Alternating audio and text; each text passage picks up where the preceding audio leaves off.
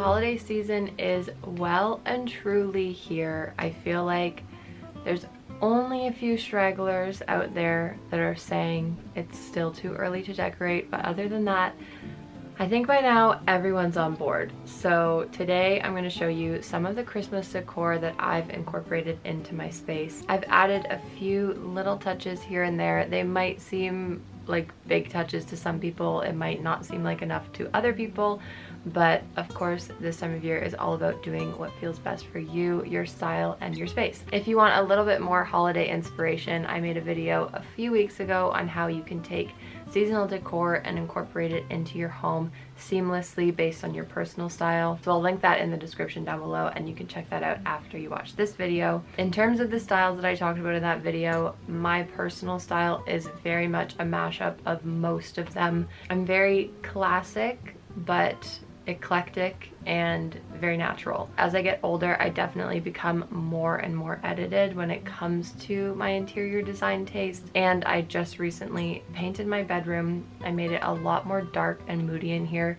So this year was a little bit tricky for me in terms of Christmas decor, because what I usually go for, which is a lot more light and kind of fun vintage vibes, didn't quite seem to work as much here, so I leaned definitely much more like natural classic and kind of more wintry than Christmas, aside from my tree, which we will talk about. So let's get into it. I'm just going to go over some of my favorite elements that I've done. A major jump off point for my decor this year was my wreaths. I decided that I wanted to go with one singular type of greenery and go for quite a small wreath because I have 3 doors and 3 windows in my bedroom.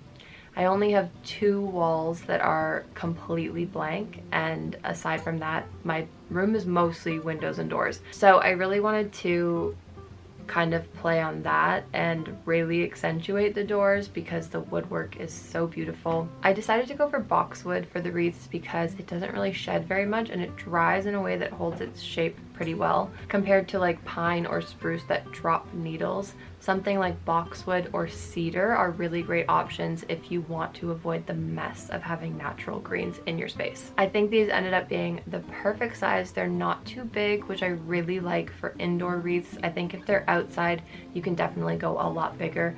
But since there was 3 of them, I also wanted to keep them quite compact. And then I chose a kind of navy teal satin ribbon. I just did a very relaxed long-tailed bow and I secured it just with a piece of wire. And then the wreath hangers I actually purchased from the dollar store. They were bright orange, which obviously didn't really go with my theme. I was thinking of spray painting them, but I actually decided to just use the ribbon instead, so it kind of gives the effect that they're hanging off the door by the ribbon. So I just took double-sided tape and secured the ribbon onto the wreath hanger like that, and it worked perfectly. I definitely wanted to attempt a garland this year, and boxwood again is the perfect material for that because it doesn't shed, it holds its shape, all of those amazing things. I think one of the biggest focal points of my bedroom is this large dresser and trunk combination that I've put together. It kind of reminds me of my own sort of mantle that I get to style up, and so I thought that would be the perfect place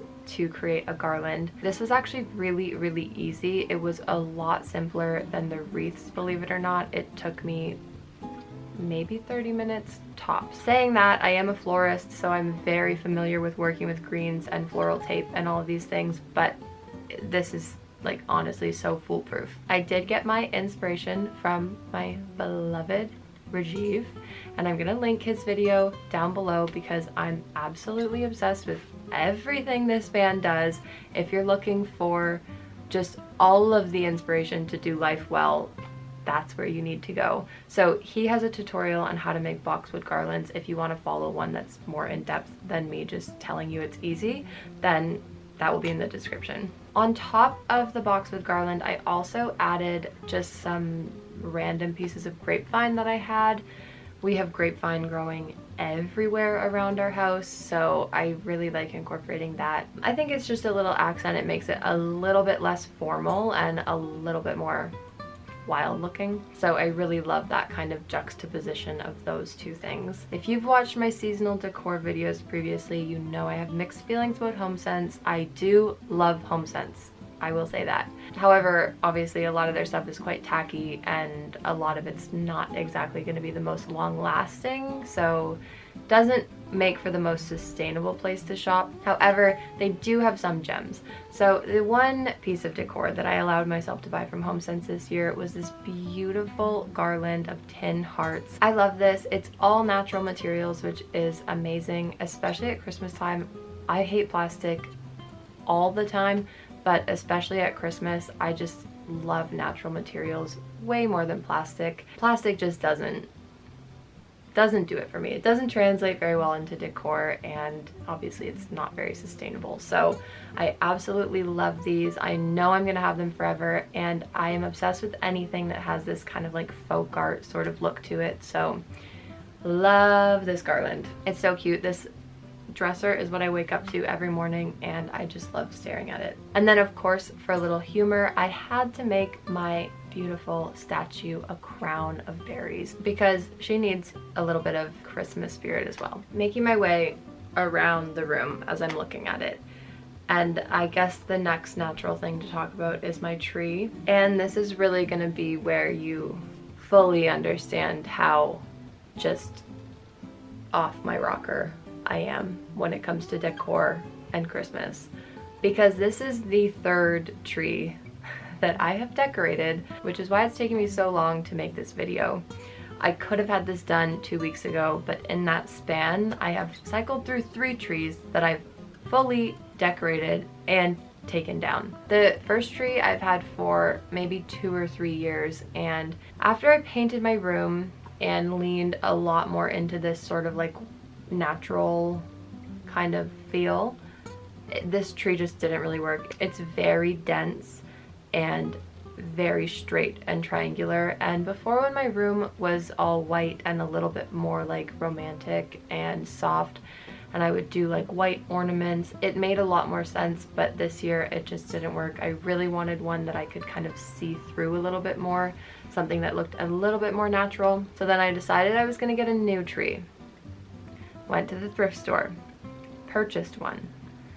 It was so big. It was bigger than the original tree that I had. Decorated it fully, decided to live with it for a few days, kept telling myself, no, you like this, but I really knew that I actually didn't like it. And then finally saw another tree at the thrift store and thought, okay, this is the one, because it's a lot older, it's a lot more wonky, and just kind of, it is kind of crooked, but I kind of like that look. Basically, I was just looking for something that wasn't trying to look perfect, and this tree is that. But rest assured, I'm not just mindlessly cycling through trees. Tree number 1 is going on our front porch because we always like to have a tree out there that's decorated, and the one that we had previously kind of got mangled in a windstorm, and this tree is very heavy, so it'll be perfect for the front. Tree number 2 is going in our living room this year. We're just gonna forego a real tree for the time being and use that one downstairs. And then tree number 3 lives on in my bedroom. In terms of ornaments for my tree, I really like to keep it pretty classic and kind of vintage inspired. Almost all of my ornaments, aside from a few special ones, I've thrifted because that's just the best way to buy ornaments, in my opinion, especially if you're just going for classic balls like I do. I can't say classic balls seriously in a YouTube video. Oh my god. Throughout the past few years, I've definitely realized that the key for decorating a tree for me is having a lot of ornaments in particularly small sizes, and I like to hang them as deep into the tree as I can, which is another reason why I liked this tree, is because you can really see right through it, kind of like a natural tree. Again, I try to keep my ornaments as natural as possible, so I don't have too many plastic ornaments, maybe a few, but in terms of materials, I really try to keep it to like glass and metal. I do usually buy myself a glass ornament or 2 every year. I especially love glass ornaments made in Poland. That's kind of become my little tradition with myself, is I buy a Polish ornament every year. I don't know why, but I just think it's cute. So I have a small collection of those so far. And then another little touch that I added to the tree this year, which I think is really cute, is all of these little wooden ornaments. I'm sure for some people watching, these are very nostalgic. These were some of my absolute favorite ornaments from when I was a kid. So I really, really love that these have a place on my tree now. Ooh, let me talk about wrapping for a second. And I'm gonna plug another Rajiv video because, again, he does everything perfectly. But go and watch his video about gift wrapping because you will be so inspired to wrap your Christmas presents. Every year I get very excited to pick my wrapping paper. I know wrapping paper isn't very sustainable, but I truly do. I'm the person on Christmas morning where I am rescuing wrapping paper from everyone. I'm like yelling at people not to crumple the wrapping paper, and I'm folding it nicely. I really am Monica Geller when it comes to my wrapping supplies, and I don't always do this, but as I'm trying to think of ways to be less wasteful at the holiday season, I do try to go for some sort of wrapping that can be used not just for Christmas presents, because I have so many people in my life that have winter birthdays. I absolutely love giving presents just to anyone. Gift giving is such a love language of mine, so I always like to have a very full stash of wrapping supplies. So having wrapping paper be able to double for Christmas and any other occasion is really helpful. So all that being said, this is my wrapping paper that I chose this year. I think it's stunning. This is from HomeSense. I think it's the Bella Lux brand, and they have another one that is, it might still be red, I'm pretty sure, but the like metallic accent is silver and it's more of like a paisley print. But this I just thought was so regal, and again, like very old world feeling, and I wrapped it just with some simple jute.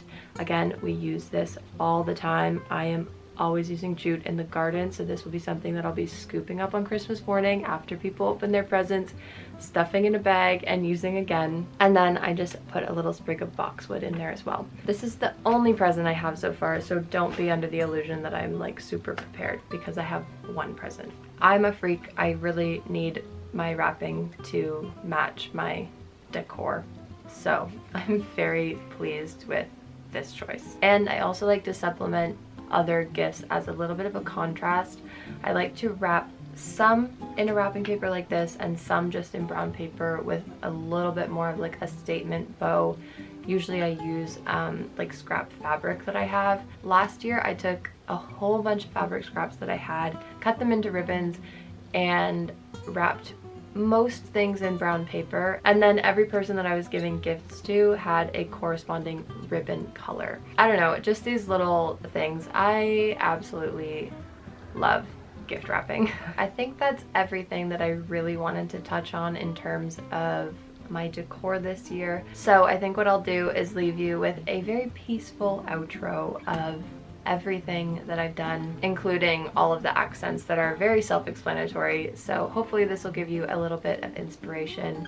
If you enjoyed this video, please give it a like down below and subscribe if you want to see more content just like this. My channel is full of DIY, interior, thrifting, sewing goodness. So if that sounds like your kind of thing, then you can subscribe for all sorts of videos just like that.